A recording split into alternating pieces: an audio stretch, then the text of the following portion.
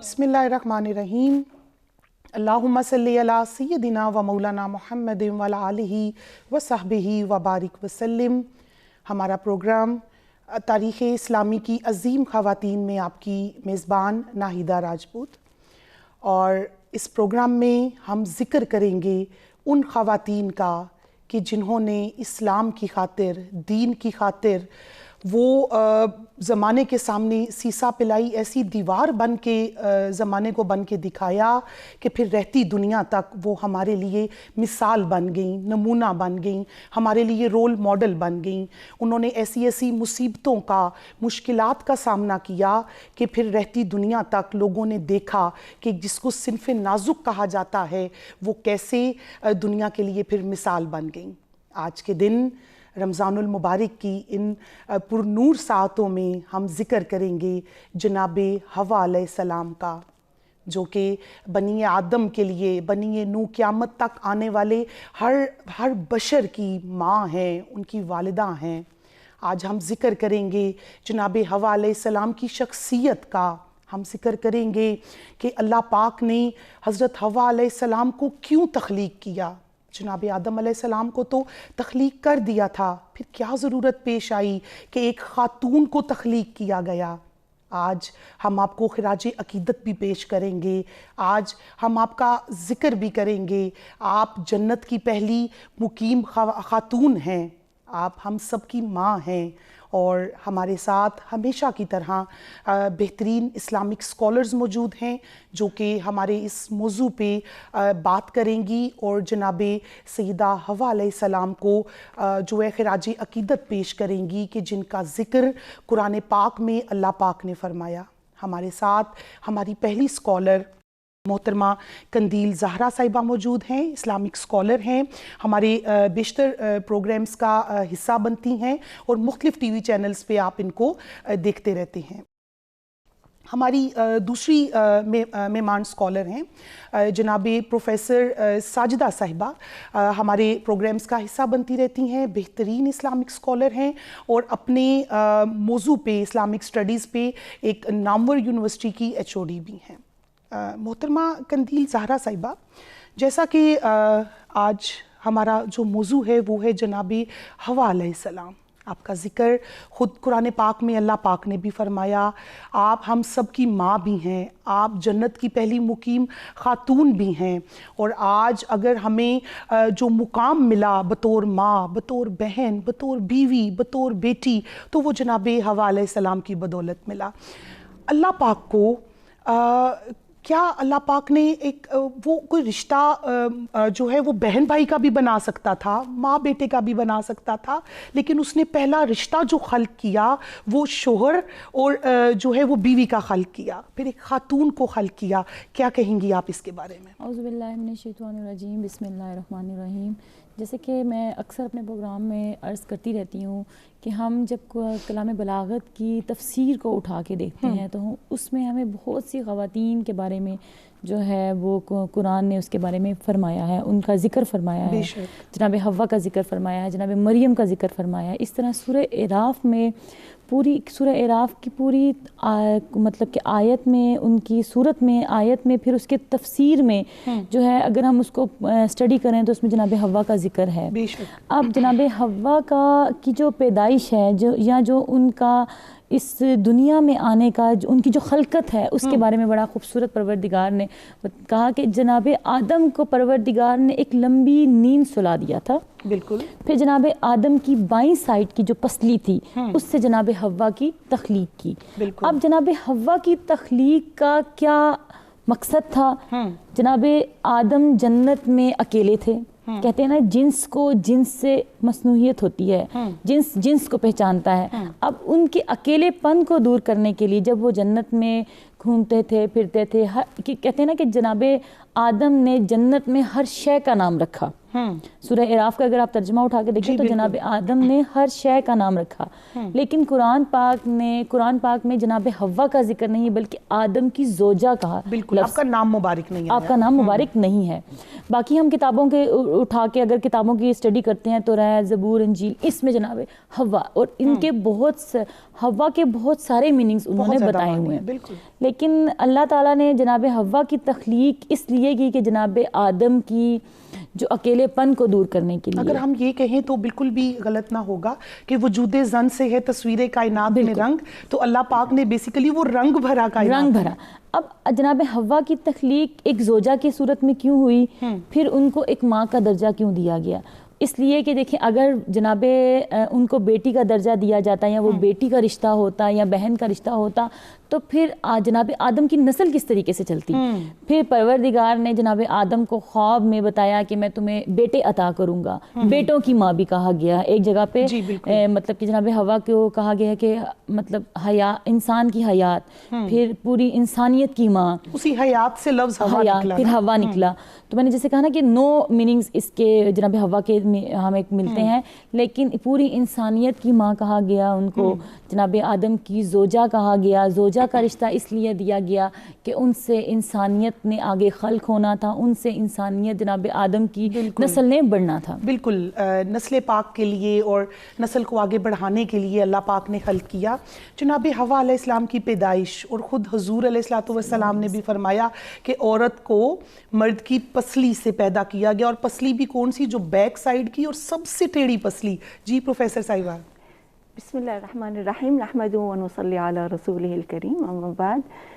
بہت پیارا ٹاپک ہے, اور آج ہمیں یہ موقع مل رہا ہے کہ اپنی ماں کے بارے میں ہم بات کریں, جو کہ میں دیکھ رہی تھی آپ کا عنوان تاریخ اسلام کی عظیم خواتین. ہم عظیم خواتین میں تذکرہ بہت ساری خواتین کا کرتے ہیں, جبکہ اماں حوا جو ہیں علیہ السلام وہ پہلی خاتون ہے, خاتون جنت ہے, لیڈر ہے نا. انہوں نے ان کے ذریعے اللہ تعالیٰ فرما رہے ہیں, سورۃ نساء 30 سورت ہے, اور اس میں اللہ تعالیٰ فرما رہے ہیں یا ایھا الناس انا خلقناکم من نفس واحدہ وخلق منها زوجها وبث منہما رجالا کثیرا ونساء, کہ اے لوگو تم کو ہم نے ایک نفس سے پیدا کیا, اور اس میں سے تم اس کی وہ جو نفس ہے, یہ مطلب بتایا جا رہا ہے کہ حضرت آدم علیہ السلام کو پیدا کیا, پھر ان سے ان کی زوجہ کو تخلیق کیا, اور پھر ان دونوں سے ہم نے بہت سارے مرد اور بہت ساری خواتین پیدا کی جو کہ دنیا میں پھیل گئیں.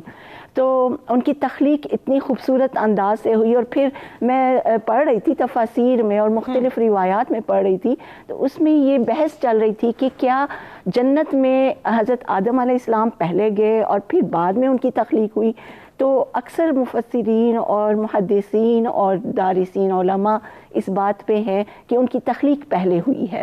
جنت میں دونوں حضرت آدم علیہ السلام اور اماں حوا دونوں جو ہیں وہ جنت میں اکٹھے گئے ہیں, اس سے پہلے ان کی تخلیق ہوئی ہے, اور اس کے بعد پھر وہ جنت میں گئے ہیں اور وہ خوش تھے. اور حضرت آدم علیہ السلام جیسے ابھی قندیل نے بتایا کہ وہ ایک لمبی نیند سوئے ہوئے تھے اور مطلب تنہائی محسوس کرتے تھے. کچھ روایات میں 40 جو ہے وہ سال کا بھی ذکر ہے, اور کچھ میں 40 دن کا بھی ذکر ہے.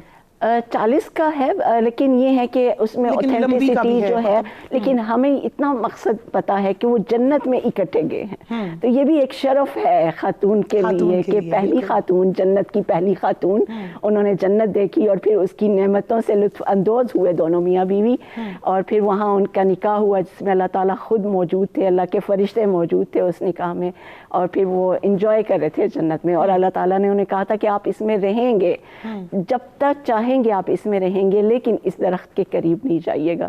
تو لیکن اس سے پہلے میں یہی بتا رہی تھی کہ حضرت آدم علیہ السلام اکیلے تھے تو وہ مطلب تنہائی محسوس کرتے تھے. اس تنہائی کو اللہ تعالیٰ نے دور کرنے کے لیے ان جیسا ایک انسان بنا دیا. جبکہ ہم دیکھیں تو مخلوقات پہلے موجود تھی, مطلب جن بھی موجود تھے, فرشتے بھی موجود تھے, مخلوقات موجود تھیں, لیکن وہ مخلوقات انسان جیسے نہیں تھی, وہ تخلیق تھی. اور تخلیق ایک تھی, یعنی جو آدم علیہ السلام کی تخلیق ہوئی ہے نا, وہ مٹی سے, اور پھر اس مٹی کے اندر پانی اور گارا بنا کے تو پھر اسے رکھ دیا گیا, اور وہ پھر کھنکھنانے والی جو بن گئی. تو اس کے بعد دیکھیں کہ اس کے اندر سے اس مٹی کے اندر سے کس طرح سے ایک تخلیق ہوتی ہے. تو عورت ایک جز ہے जुज़ ला यतजज़्ज़ा मर्द से है, औरत एक इकाई है, एक जुज़ है, जिस तरह से भी इसको डिफाइन करना चाहिए, जुज़ है। और फिर सबसे खूबसूरत रिश्ता जो कि लिबास का रिश्ता है, जो कि एक दूसरे का, मतलब आप देखिए सारे रिश्ते मौजूद हैं हमारी इंसानियत के दरमियान, लेकिन जितना क्लोज रिश्ता मियाँ बीवी का है, इतना माँ बाप का या बहन भाई का नहीं होता, बेटा माँ बेटे का नहीं है, माँ बेटे का नहीं है, बाप बेटी, इस तरह से सारे रिश्तों में वो ताल्लुक नहीं है जो मियाँ बीवी में ताल्लुक है। का है। अल्लाह पाक ने भी जो सबसे पहले रिश्ता बनाया वो मियाँ बीवी का बनाया। अल्लाह पाक ने जो सबसे पहले आदम अलैहिस्सलाम के बाद जिसको तख्लीक किया वो एक खातून का किया।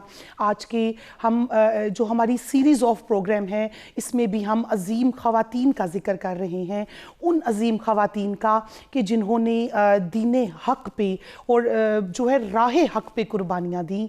अभी मज़ीद आगे भी हम जनाब हवा अलैहिस्सलाम का तज़किरा करेंगे, आपकी कितनी औलादे पाक थी, आप कैसे दुनिया में तशरीफ़ लाईं और कैसे जो है फिर आपने अगली ज़िंदगी बसर की, इन सब पे बात करेंगे। अभी चलते हैं एक छोटी सी ब्रेक की जानिब।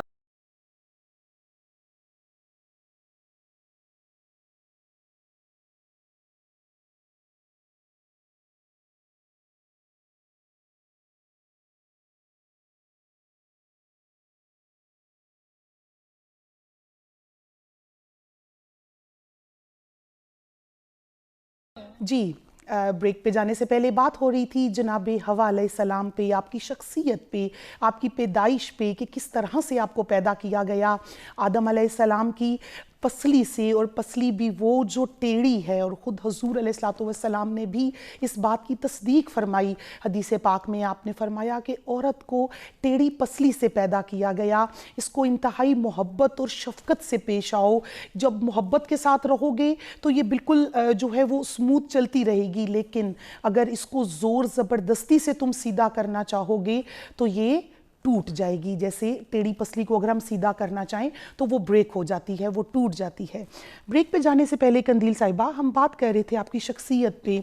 जन्नत में अल्लाह पाक ने दाखिल कर दिया, अगर हम स्टोरी की तरह लेके चले ना, दाखिल हो गए, खूबसूरत ज़िंदगी गुजर रही है, और अल्लाह पाक ने एक फ्री हैंड दे दिया कि जब तक चाहें आप जन्नत में रह सकते हैं, लेकिन उस दरख्त के करीब मत जाना। क्या कहेंगी अब इससे आगे आप बताएं। देखें, कलाम बलागत में जैसे कि परवरदिगार ने इरशाद फरमाया है कि ए आदम, जब तक तुम चाहो अपनी ज़ोजा के साथ यहाँ पे रह सकते हो, जन्नत की जितनी भी आसाइशें हैं, जितनी भी चीज़ें हैं, उनसे लुत्फ़ अंदोज़ हो सकते हो, लेकिन फ़कत उस दरख्त के करीब नहीं जाना। अगर तुम उस दरख्त के करीब जाओगे तो तुम ज़ालिमों में शुमार हो जाओगे। अब जन्नत का जो मैं जैसे कि आपने कहा कि एक स्टोरी के मुताबिक चलना है, तो जन्नत में जो एक सिलसिला जनाब आदम और उनकी ज़ोजा का चल रहा था, और लेकिन कहा जाता है ना कि जन्नत में उनकी औलाद मौजूद नहीं थी। फिर जनाब हव्वा को सांप की सूरत में जो है वो शैतान ने बहकाया, और कहते हैं कि मुख्तलिफ वसवसे डाले, और पहले वो उस पर राज़ी नहीं हुई, तो फिर उन्होंने जब कहते हैं अपने शोहर को राज़ी किया, और फिर वो उस दरख्त के करीब चली गईं। तो उस दरख्त को छूते ही परवरदिगार ने हज़रत आदम से कलाम किया और कहा कि ऐ आदम, मैंने तुम्हें मना किया था कि इस दरख्त के करीब नहीं जाना, तब फिर तुम जालिमों में शुमार हो जाओगे। फिर अगर आप इस तारीख़ इस्लाम को उठा के देखें तो फिर जनाब आदम और जनाब हव्वा को जो है वो ज़मीन पे भेज दिया गया। फिर जब ज़मीन पे भेजा गया तो परवरदिगार ने कहा कि ये मुख्तलिफ जगह बता दें कि जनाब हवा अलैहिस्सलाम को कहाँ उतारा गया और जनाब आदम अलैहिस्सलाम को कहाँ? जनाब आदम को मगरिब की साइड, हिंद की साइड, हमारा जो हिंद था इसमें उतारा गया, और जनाब हव्वा को जद्दा वाली साइड पे, उस साइड। और कहते हैं कि जब जनाब आदम को उतारा गया तो मैंने उसमें एक चीज़ पढ़ी कि साथ उनके हजर अस्वद भी उनके साथ था, और जन्नत के कुछ पत्ते दरख्तों के भी वो उनके साथ मौजूद थे। फिर जनाब जिब्राईल हज़रत आदम के पास गंदुम के कुछ बीज लेके आए और कहा कि ए आदम, इनको ज़मीन में बो और इस पे मुशक्क़त करो और इसकी खेती बाड़ी करो, और इससे जो गंदुम उगेगी वो तुम گوند کے کھا سکتے ہو. پھر جناب حوا کی کہتے ہیں جناب حوا کی اولاد کی پیدائش کے بارے میں ذکر ہے کہ وہ پیدائش کس طریقے سے ہوئی. پھر جناب حوا جدہ کی سائڈ پہ تھیں.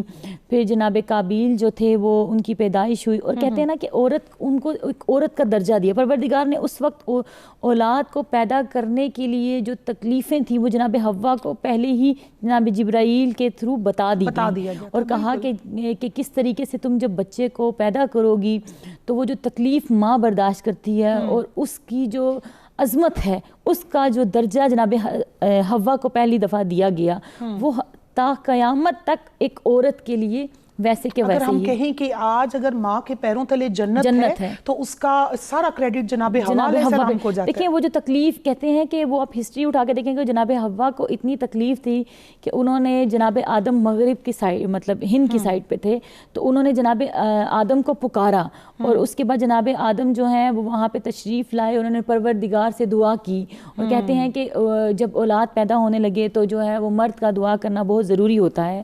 پھر جناب آدم کی دعا پروردگار نے اتنی اچھے طریقے سے سنی کہ جناب قابیل پیدا ہوئے.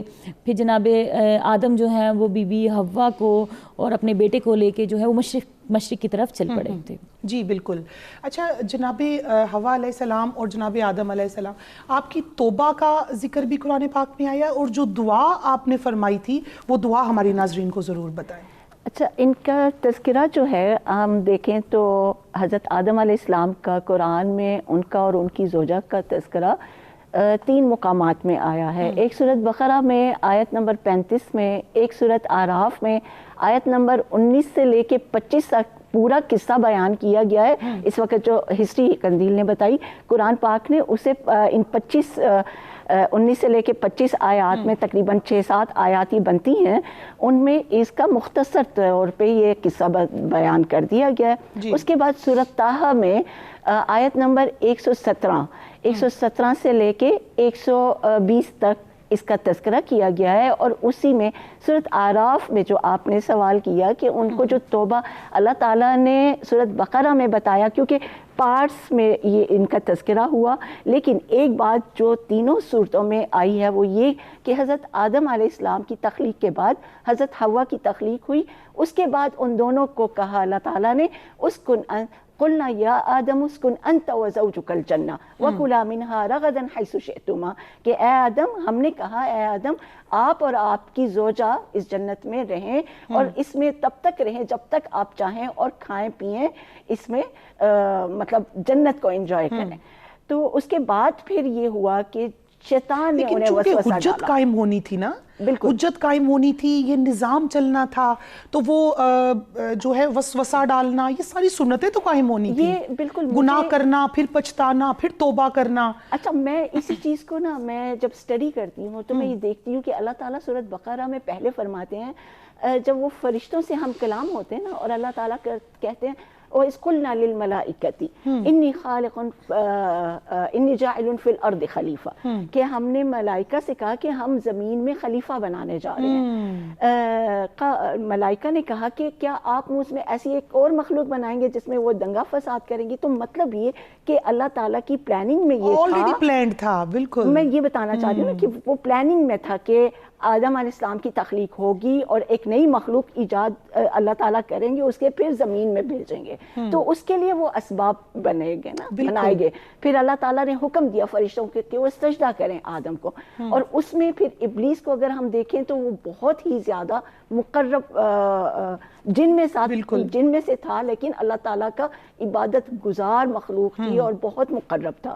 تو لیکن جس وقت اللہ تعالیٰ نے حکم دیا سجدے کا تو اس وقت اس نے انکار کیا. جب انکار ہوا تو اس نے اللہ تعالیٰ کے حکم کو انکار کیا. تو اللہ تعالیٰ نے اسے جنت سے دھتکار دیا. اب اس نے وہ تھان لی اور اس نے اللہ تعالیٰ سے چیلنج کر لیا. اس نے کہا کہ اللہ مجھے مہلت دے دے قیامت تک تاکہ میں تیرے ان بندوں کو بہکا سکوں. تو پھر اللہ تعالیٰ نے اسے مہلت دے دی اور وہ قصہ اس طرح سے. تو وہاں سے وہ وسوسے والی جو بات ہے وہاں سے شروع ہوئی کہ اب اس آدم کو میں نے سجدہ کرنے سے انکار کیا, یہ جنت میں کیسے, جب میں جنت سے نکل گیا تو یہ کیسے رہے. تو یہ سلسلہ بنا. دعا بھی ہمارے ناظرین کو بتا دیں جو کہ اس کے بعد اللہ تعالیٰ ان سے جب یہ خطا سرزد ہوئی تو فوراً انہیں احساس ہو گیا کہ اللہ تعالیٰ نے ہمیں منع کیا تھا، تو پھر وہ اللہ تعالیٰ کے آگے گر گرائے، اور سورۃ اعراف میں آتا ہے قالا ربنا ظلمنا انفسنا وان لم تغفر لنا وترحمنا لنکونن من الخاسرین. میرے مولا ہم ظلم کر بیٹھے نا. تو آپ دیکھیں کہ یہ انسان کی ایک اچھی صفت ہے کہ اس سے جب خطا ہو جاتی ہے تو وہ توبہ کی طرف آ جاتا ہے، وہ رجوع کر لیتا ہے، وہ ہر ڈرمی پہ نہیں اترتا، اور پھر اللہ تعالیٰ انہیں معاف کر دیتے ہیں. پھر اللہ تعالیٰ نے کہا کہ اب آپ اس زمین پہ رہیں اور اس کی تعمیر. اور پروفیسر صاحبہ اس دعا کو میں جب اسٹڈی کری، اور ویسے بھی مجھے میں یہی دعا مانگتی ہوں، تو اتنا خوبصورت عاجزی ہے اس دعا میں کہ میرے مولا اگر تو نے معاف نہ کیا، کہ مطلب رب کے بغیر تو کوئی ذات معاف کر ہی نہیں سکتی، تو ہم خسارہ پانے، اس سے بڑی عاجزی کیا ہو سکتی ہے؟ حقیقت ہے. اور یہ عاجزی اللہ تعالیٰ نے حضرت آدم علیہ السلام کے اندر توسط سے ہمارے تک بھیجی. پھر ہم، اور یہی بات ہے، خوبصورتی ہے انسان کی کہ انسان مایوسی کی طرف پھر نہیں جاتا. اللہ تعالیٰ نے اسے یہ راستہ دکھا دیا نا کہ کوئی بات نہیں، آپ سے خطا ہو گئی تو آپ اس سے معافی مانگ لیں، آپ اس کے اوپر ڈٹے نہ رہیں. اہم چیز یہ ہے. اور رمضان کے حوالے سے دیکھیں، یہ مہینہ بھی توبہ کا مہینہ ہے، معافی کا مہینہ ہے، عاجزی اور انکساری کا مہینہ ہے. خود اللہ پاک بھی تو فرماتا ہے کہ مجھے عبادت گزار کی عبادت سے اتنا جو ہے وہ میں پیار نہیں کرتا کہ جتنا مجھے گناہگار کی توبہ سے پیار ہے. اور رب تو گناہگار کی توبہ کا انتظار کرتا ہے، اور رب جو ہے وہ خود پکارتا ہے ہر روز آسمان دنیا پہ آ کے رات کے آخری پہر کے، ہے کوئی مجھ سے معافی کا طلبگار. اور یہ رمضان المبارک کی یہ جو ہے، میں تو کہتی ہوں یہ سال میں ایک دفعہ ہمیں پیکج ملتا ہے مغفرت کا، رحمت کا، اور دوزخ کی آگ سے نجات کا. ابھی مزید بھی ہم جناب حوا علیہ السلام کا تذکرہ کریں گے کہ آپ کی پھر کتنی اولادیں جو ہیں وہ پیدا ہوئیں، اور پھر آپ کے وصال پاک کا بھی تذکرہ ہوگا. ابھی چلتے ہیں ایک چھوٹی سی بریک کی جانب.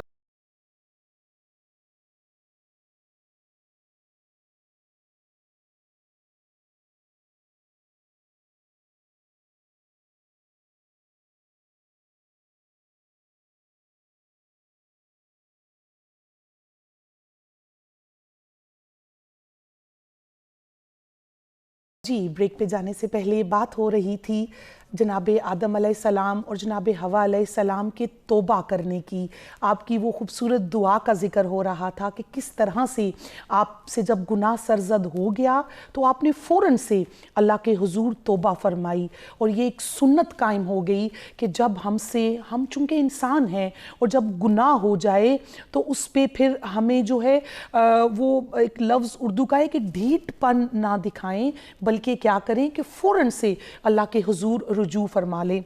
بات ہو رہی تھی قندیل صاحبہ جناب حوا علیہ السلام کی توبہ کی. پھر آپ کی اولادیں کتنی جو ہیں آپ کے بطن پاک سے پیدا ہوئیں، اور کس طرح سے آپ کو جو ہے وہ ماں کا رتبہ ملا، اور پھر جو ہے آپ کا وصال پاک. پلیز دیکھیں، کلام بلاغت میں پروردگار نے جیسے ارشاد فرمایا ہے کہ میں جناب آدم کو کہ میں تم میں سے انسانیت کی نسل کو چلاؤں گا. اب جناب آدم کا زمین پہ آنا، تاریخ اسلام کو اٹھا کے دیکھیں تو جناب آدم کا کی اسٹڈی کریں تو جناب آدم کا زمین پہ آنا، جناب حوا کا ان کے ساتھ زوجیت کا رشتہ ہونا، پھر ان کی اولادیں، یہ پروردگار کی ایک پلاننگ تھی. جیسے کہ پہلے خواہر نے فرمایا کہ یہ ایک پری پلاننگ کے ساتھ ظاہر ہے پروردگار نے، میں نے اپنی ایک مجلس میں پڑھا تھا کہ پروردگار نے جب دنیا خلق کرنے لگے تو ایک بزم میں 3 شے کو اکٹھا کر لیا. ایک وہ جنس تھے، ایک ملائک تھے، اور ایک انسان تھے. ایک ہی بزم میں پروردگار نے ان سے فرما دیا تھا کہ ملائکہ اور جو جنات ہیں وہ نبوت کا، خلافت کا کے عہدے پہ فائز نہیں ہو سکتے. فقط انسان اس مقام پہ ہے، فقط انسان کے اندر وہ کوالٹیز پیدا ہو سکتی ہیں کہ جو یہ ایک خلقت کو یا ایک انسانیت کو چلا سکتے ہیں، ان کو خلافت مل سکتی ہے. پھر اس کے بعد میں ایک بڑی اچھی، مطلب مجھے اپنی ایک علماء کی بات ہے بڑی اچھی لگتی ہے، وہ کہتے ہیں کہ ان کا فقط جو ہے وہ بشر جو تھا وہ انسانی نہیں تھا بلکہ روحانی بھی تھا. اگر ان کا انسانی روپ ہوتا تو یہ ہم تک ہدایت پہنچاتے، لیکن اگر ان کا روحانیت نہ ہوتی تو یہ وہاں سے ہدایت لیتے کیسے؟ یہ ہدایت وہاں سے لیں گے تو ہم انسانوں تک پہنچائیں گے. تو وحی کا بار بار نازل ہونا، دیکھیں جتنے بھی ہمارے 1,24,000 جتنے بھی پیغمبر گئے ہیں انہوں نے وہاں سے ہدایت لی، ان کے اوپر وہاں سے وحی نازل ہوئی تو وہ ہم تک میسج گیا. مطلب اگر اس کو کین آبزرویشن سے دیکھیں تو کتنا خوبصورت نظام اللہ پاک نے پروردگار نے، تو دیکھیں وہ نظام ایک چین ٹو چین ہم تک چلتا آ رہا ہے. اور اس کے بعد جناب حوا کی بات کریں تو میں کہتی ہوں کہ عظیم ترین خاتون ہیں، ان کی بطن سے 2 بیٹوں کو پروردگار نے جنم دیا، پھر اس سے وہ ایک نسل انسانیت چلی.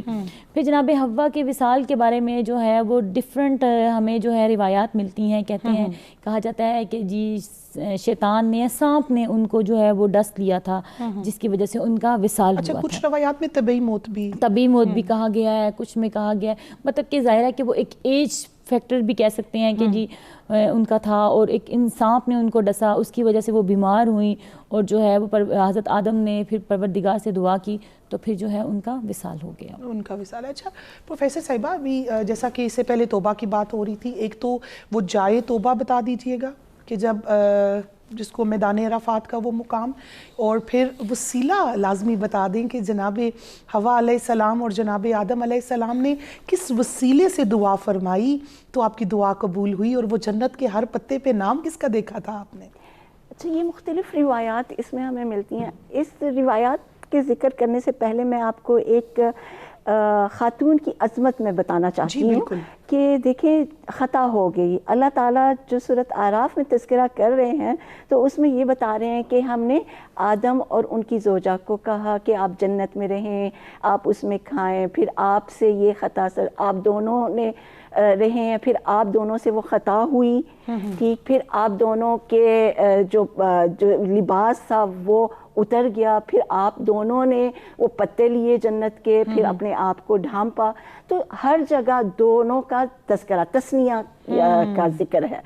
لیکن جس وقت توبہ کی بات آتی ہے اور کلمات کا کہا جاتا ہے تو اللہ تعالیٰ نے یہ نہیں کہا، یعنی وہ گناہ جیسے ہے نا اس کا تذکرہ عورت کو سامنے نہیں کیا، یعنی ان کی زوجہ کا وہاں نہیں تذکرہ آتا ہے. وہاں کہا گیا کہ آدم علیہ السلام کو وسوسہ ڈالا گیا فغوا، تو آدم جو ہے بہک گئے. وہاں خاتون کا تذکرہ نہیں ہے. ان کی عظمت کی وجہ سے پردہ ڈال دیا نا، پردہ ڈال دیا. ان کی باقی اچھائیوں کا تذکرہ ہے لیکن جہاں وہ خطا ہوتی ہے وہاں ان کا پردہ کر دیا جاتا ہے. اس کے بعد پھر یہ کہا جاتا ہے کہ آپ کو وہ جو فَتَلَقَّى آدَمُ مِن رَبِّهِ كَلِمَاتٍ فَتَابَ، تو حضرت آدم علیہ السلام نے وہ کلمات حاصل کی ہیں اور اس کے بعد پھر انہیں توبہ کا جناب کہا آدم علیہ گیا. السلام نے فرمایا کہ جب مجھے خلق کیا گیا تو میں نے جب جنت میں ہوا تو میں نے دیکھا کہ وہاں پہ ہر پتے پہ، ہر جگہ پہ اللہ کے نام کے ساتھ ایک اور نام بھی تھا کہ اس پہ محمد لکھا تھا، اور کلمے کا ذکر بھی ہے کہ لا الہ الا اللہ محمد رسول اللہ. تو کیوں نہ میں اس نام کے وسیلے سے دعا مانگوں جب اللہ کے نام کی جگہ، ہر اللہ کے نام کے ساتھ ہر جگہ وہ نام لکھا تھا. تو آج اس کے وسیلے سے دعا مانگ کے دیکھتے ہیں، اللہ پاک ضرور ہماری توبہ قبول فرمائیں گے، اور ایسا ہی ہوا. اور پھر انہوں نے دعا کی اور سبحان اللہ پھر اللہ تعالیٰ نے انہیں معاف کیا. پھر حضرت حوا علیہ السلام کا آتا ہے کہ کس طرح سے اللہ تعالیٰ نے انہیں اولاد سے نوازا. اور صحیح روایات میں آتا ہے جو صحیح مسلم کی ہیں اور پھر فتح الباری میں ہے، ابن حجر عسقلانی نے اس کی تشریح میں بتایا ہے احادیث کی کہ ان کے بطن سے 20 اولادیں ہوئیں اور جوڑا جوڑا. اللہ تعالیٰ کی حکمت تھی نا، کائنات کو بھرنا تھا، زمین کو بھرنا تھا. پھر وہ شادیاں بھی تو ہونی تھی نا. اور پھر یہ کہا گیا نا رجالاً کثیراً و نساء، کہ اللہ تعالیٰ نے قرآن میں سورۃ نساء میں بتا دیا ہے کہ ان سے بہت سارے مرد اور بہت ساری عورتیں تخلیق ہوئیں. تو ان کا سسٹم یہ بتایا جاتا ہے کہ ہر اس میں ایک دفعہ کی ولادت میں بہن بھائی ہوتے ہیں، دوسری ولادت میں پھر دوسرے بہن بھائی ہوتے ہیں، اور پھر یہ حکم آتا ہے کہ جو دوسرا کپل ہے ان کی جو بہن ہے وہ پہلے والے کے ساتھ ہوں گی اور ان کی بہن ان دوسرے بھائی سے. تو اس طرح کر کے وہ 20 اور اس سے پتہ چلتا ہے اور وہاں پھر اسی میں وہ حابیل اور قابیل کا اور وہ جو بھی روایات ہیں وہ ہمیں سورۃ توبہ میں ملتی ہیں. جی بالکل. تو اب آپ یہ دیکھیں کہ